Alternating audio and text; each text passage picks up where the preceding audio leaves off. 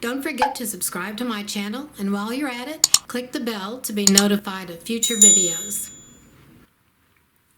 This block is called spirals, and you've probably seen these. Sometimes they call them twister, but it looks like, I'll turn this like this. It looks like a barber's pole or poles with ribbons wrapped around them. It's kind of interesting. I turned it to the side like this so I could make it bigger, so you could see this is the diagram, so you can see all the patches marked on there. And here's what it looks like. As we start piecing this together, I'll show you that this is actually, if you cover this up, this is actually an entire repeat. So you repeat this is done here, and then it's repeated again. And you can really stop at any point in it if you have to put it for a border or if you want to make a quilt a certain length. It's really an easy block to make. We have flying geese units and half square triangle units. Patch A is a 3-inch finished half square triangle. We cut 3 7/8" squares, cut them in half once on the diagonal for 2 patches. We'll need 16 patches of the background fabric, that's this tan, 8 patches for the pole, 4 patches each for the, we'll call them ribbons around the pole. Here are the AccuQuilt dies you can use to cut this. And patch B is a 1/4 square triangle 6-inch finish. These are for the flying geese units. And we'll need 4 patches of each of the ribbon fabrics. And the AccuQuilt dies are here. So you can use your flying geese, I think they call it a value die. If you have the Go Big electric, this die came with that machine. And I used AccuQuilt to cut my pieces. So here are the cutting instructions for each of the fabric. For the A patch, which is the half square triangles, we're going to make half square triangles which go here, that make up the pole. And then we also use that A patch for the flying geese sky portion. So for the background fabric, that's all flying geese. So you'll cut 8 at 3 7/8" or 4 inches to trim. You cut those squares for the flying geese 4 at a time, or you can cut each one in half diagonally for 16 patches. Toward the end of this video, I'll have a little tutorial that shows you how to make the flying geese 4 at a time. And we'll be making 2 sets of those, the blue set and the red set in this case. So patch A, for the pole fabric, we'll cut squares and we'll stitch half square triangles 2 at a time. The 2 ribbon fabrics are used to make the half square triangles in the pole, and they're also used as the geese portion of the flying geese units. So you'll have patch A, which is for your half square triangles 2 at a time, and patch B is for your flying geese unit 4 at a time. We'll start by making the half square triangle units, then we'll make the flying geese units, and then here are my fabrics, and I cut these with the AccuQuilt. So to make the half square triangles, we'll take one of the red ribbon fabric and one of the pole fabric and just stitch our half square triangles together like this. Flip them over, match all 3 sides, and stitch a 1/4 inch on the long side. And you'll make 4 of the red and 4 of the blue half square triangles. If you'd like to know how to make half square triangles 2 at a time, stay tuned for a short tutorial. On the back side of the light fabric, we're going to draw a diagonal line, put the fabrics together, right sides together, and we're going to stitch on either side of the diagonal line. Here is the diagonal line drawn, and then the stitching on both sides. Now we cut this in half along the diagonal line. Then we have our 2 half square triangles. Press the seams open and cut off the nubs. Now we'll make our flying geese units. We'll have 4 of the blue fabric and 4 of the red fabric flying geese. And the sky portion is the background of the block. If you are sewing patches, you take one of the triangles, flip it over, and match the side and the bottom. And this is AccuQuilt. For AccuQuilt, you'll sew a true 1/4 inch along this side. And your other alternative is to make flying geese 4 at a time. So we'll have that tutorial coming up.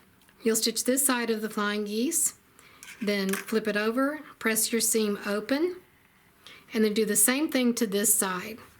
Flip this over, line up the side and the bottom and stitch a 1/4 inch and press the seams open. Do that for all 8 of your flying geese units. Now stay tuned for a short tutorial showing you how to make flying geese 4 at a time.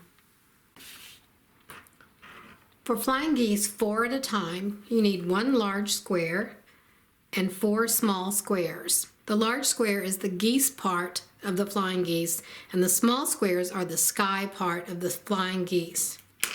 On the back of each of the small squares, draw a diagonal line. Place 2 of the small squares like this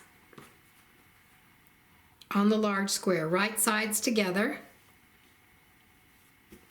You line up these edges and make sure these lines line up. Then you're going to stitch a 1/4 inch on both sides of that drawn line. Here are the 2 stitching lines, and now we cut it in half on the marked line. Now you'll open these up and press your seams open on both sides. Cut off the nubs.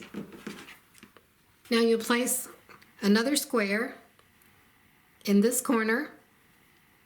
Here's your diagonal line, and stitch on either side of the diagonal line. And do that for both of these. When you're stitching, your stitches should come out or start right at this point, this intersection here, this 90-degree angle. Cut this in half on the diagonal line, and you have these 2. Press your seams open and cut off your nubs. And do the same for this one. 4 flying geese. I have my half square triangles done. Here they are. And my flying geese unit. And I wanted to show you, if you're using AccuQuilt, I wanted to give you a few tips. Let's look at the half square triangles first. The AccuQuilt dies are cut so you use an exact 1/4 inch. You don't use a scant when you're using AccuQuilt. When you use the correct seam allowance, your points should match exactly in the center at this point. So you should have the same amount of fabric for the dark as you do for the light. And you should have that on both sides. When you turn it over, because when you cut your pieces for AccuQuilt, they always have the blunt edges. They have the points cut off. So these are pressed open, and you see that the edges line up exactly, just as if you had taken a ruler and trimmed these off exactly. So that's what it should look like on the back, on both of these sides.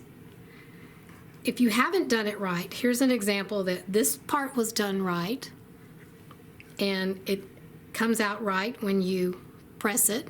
Looks like it's been trimmed, but look at this side.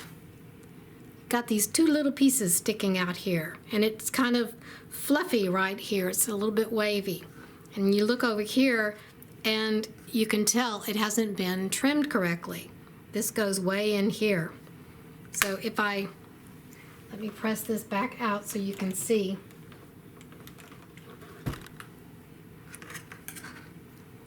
So if you look at these stitches, let me turn this over.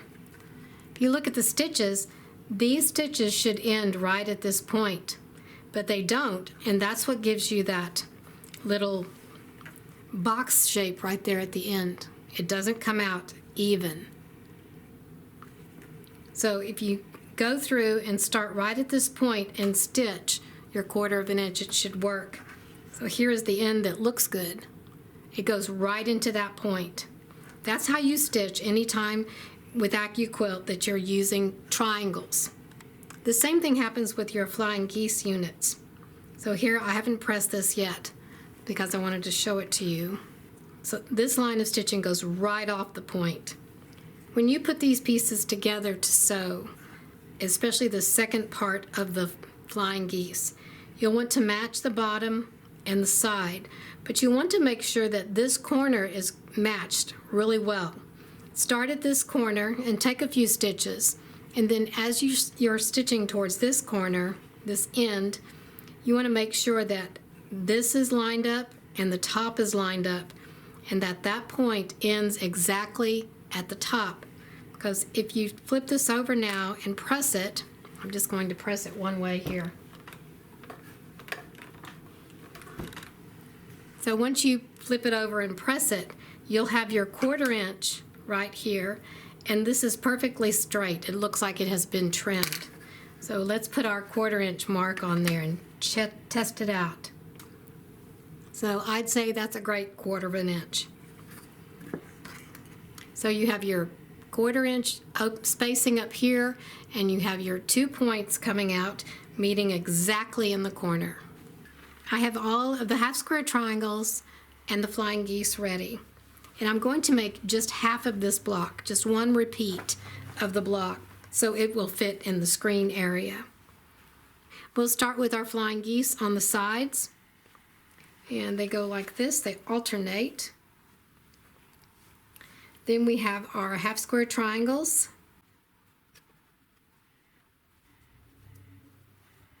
Like that. And now we put our flying geese again on this other side.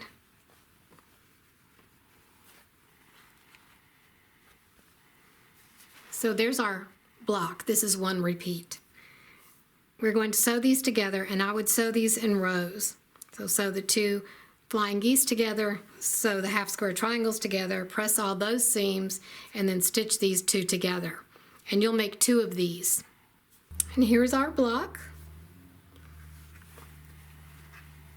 Here's the back. So I just took the 2 pieces and sewed them together into one. And you can make this as long or short as you like. And what you're seeing now is a picture of a quilt of valor I made using this block. Thank you for watching.